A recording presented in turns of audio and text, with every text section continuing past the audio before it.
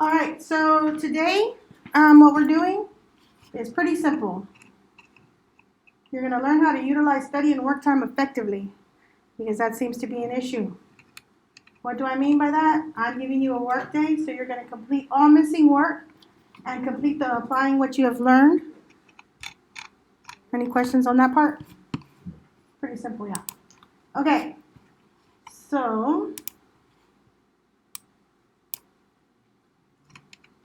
again, today is a work day. So since so many students are behind on their assignments, and I mean a lot of students, I'm going to be uber nice teacher and provide you with a work day. Does that mean you can just chill out, sleep, Nope. mess on your phones? Absolutely not.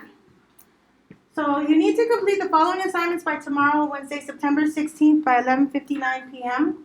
Again, I've listed them all here, but I have added the applying what you have learned, which is in your one class notebook, and your Unit 2 vocabulary for the rhetorical appeals. Do not waste this opportunity. Now, if by some miracle you have finished all my work, then you can work on other classes' work, but my work comes first. Are there any questions about how to get into any of the stuff? Okay, so real quick, I'm just going to show you again how to get to OneNote. OneNote, you'll click on the OneNote Classroom. You'll sign on, and it's going to actually ask you for your information for Schoology, and then it'll say open an app or online.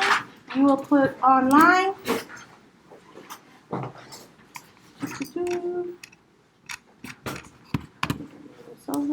And then you're going to find everything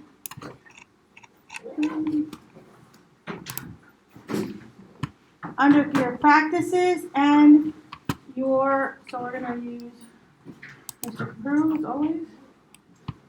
Practices, you need to have the annotating done, the identifying bias, and the applying what you've learned.